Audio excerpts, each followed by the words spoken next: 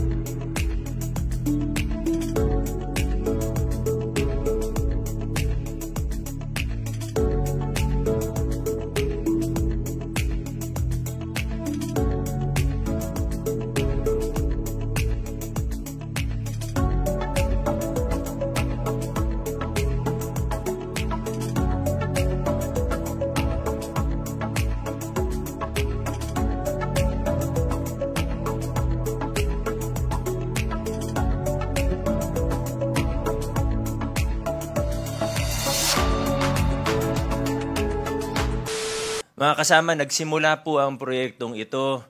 This project was born because of need or necessity. Nagsimula tayo, naisipan natin na magpatayo ng bagong City Hall. Sa totoo, yung una, ang naisip ko, personally, retrofitting lamang. Kaso sa 100 arkitekto at inhinyerong nakausap ko, iba't ibang eksperto, wala talagang mag-recommend na retrofitting ang gawin natin. Kaya nakita natin na mukhang ito na yung tamang pagkakataon. Baka wala na rin tayong choice, kung hindi, magpatayo ng bagong City Hall. Pero sabi natin, kung gagawin na lang din natin ito, kung kailangan natin magpatayo ng bagong City Hall, kung kailangan natin i-demolish yung structurally unsound na building, nung na-present po kanina, ayusin na natin. Kung kailangan na lang din natin gumawa ng bagong City Hall, gandahan na natin. Siguraduhin natin na ito pong istruktura hindi mananatiling o hindi magiging isang project lang na naisip lang natin gumawa ng project. Kundi po, siguraduhin natin na maipamamana natin to sa mga susunod na henerasyon ng mga Pasigueño. Siguraduhin natin na ito po ay future ready. Siguraduhin natin na itong building na ito, itong new City Hall na ito, kasi hindi lang po building yung pinag-uusapan natin, kundi yung 2 hektarya po ng lupa. Kasama yung road network, kasama yung mga ibang yung plaza. We will make sure that what we will build will last for 100 years. This project, ladies and gentlemen, this project is bigger than any one of us. This project is something that will last for generations to come. Marami po tayong ginawa sa lungsod natin na sinasabi ng marami noon ay imposible. Simulan na po natin.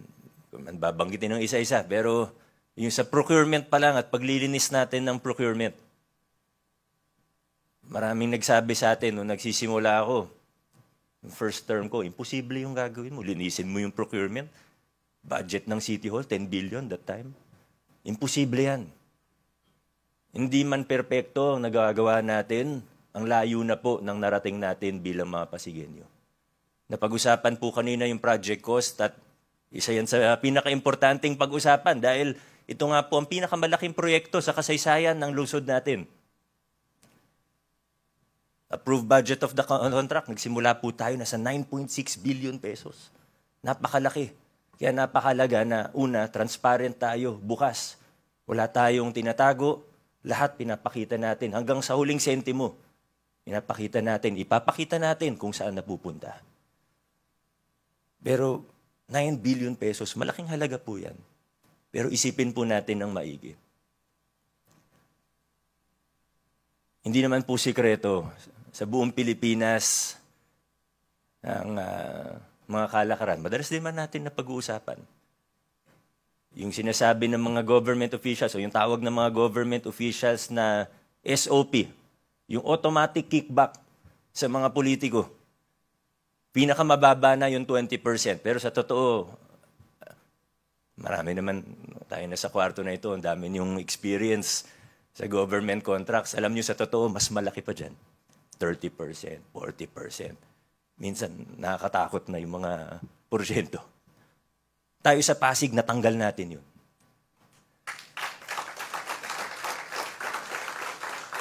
At dahil natanggal natin yun, naging bukas ang bidding natin, nahirapan tayo sa proseso, nakailang rigudon tayo, yung mga department natin, pati engineering department, nung una, hindi talaga sanay sa ganung klaseng sistema na bukas at malinis.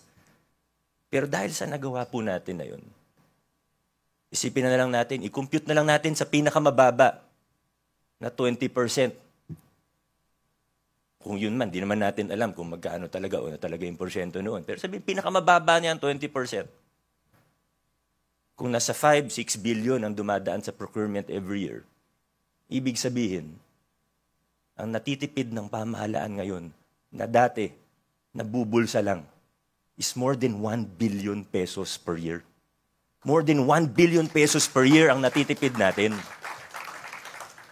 Ang maximum term ng mayor, 3 years per term, ang maximum is 3 consecutive terms.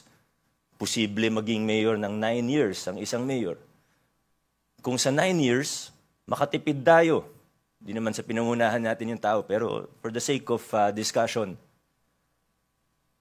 9 years, more than 1 billion yung natitipid natin taon-taon na dating nabubulsa lamang. Mga kaibigan, para tayong nagpatayo ng bagong City Hall na world-class, good for 100 years, na libre. Kung dati napunta lang sa bulsa, ito nakapagpatayo tayo ng maganda, ng maayos.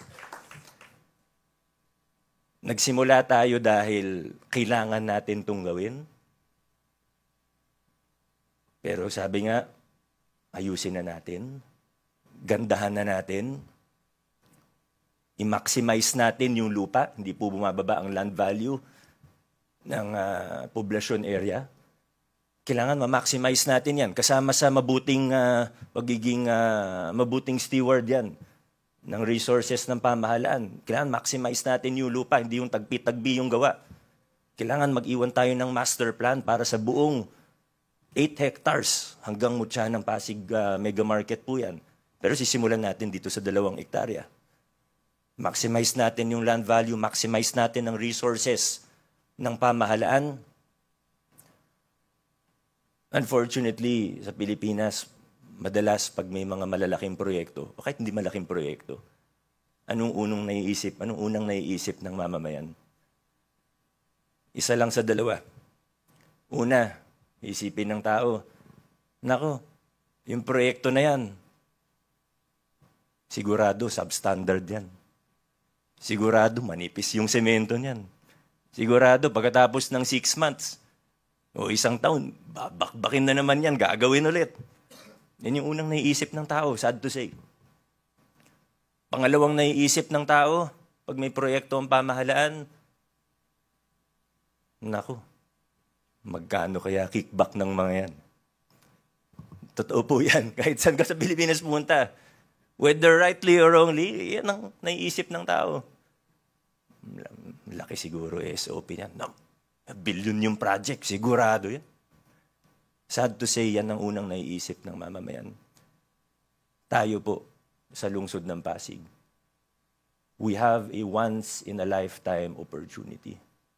Ipapakita po natin sa tao, ipapakita natin sa bawat Pasigenyo at bawat Pilipino na posible na gumawa ang gobyerno ng proyekto na maganda. Posible na gumawa ang gobyerno ng proyekto na maayos. Posible na gumawa ang gobyerno ng proyekto na dekalidad sa tamang presyo at walang korupsyon.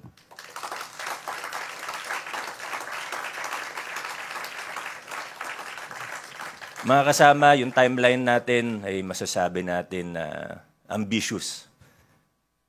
Posible pero mahirap ang gagawin po natin. Dalawa lang po ang marching orders ko sa ating Pasig City Consortium. Alam ko, qualified po sila. Alam nila yung ginagawa nila. Maganda yung track record nila. I have no doubt in my mind that they will be able to perform and deliver. Pero dalawa lang po ang pakiusap. O hindi pakiusap. Dalawa lang po ang marching orders ko sa atin, sa inyo. Una, kung ano yung nasa kontrata natin, i-deliver natin ng maayos and on time. Pangalawa, kung meron pong kawani, kung meron pong kasama kami, whether sa council, sa engineering, admin office, mayor's office, kahit sino dito, pag may nanghingi sa inyo, sabihin nyo sa akin directly, akong bahala sa kanila. That is not a request, that is an instruction. Muli po, mga kaibigan, nakita naman po natin yung ganda ng proyekto. Alam natin kung bakit siya nasimulan, bakit natin siya kailangan gawin. Let us not waste this opportunity. Papakita po natin na yung mga bagay na imposible sa Pasig, gagawin natin posible. Maraming salamat sa ating lahat. Congratulations sa ating lahat.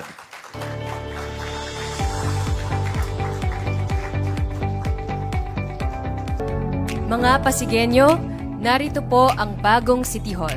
Panoorin po natin.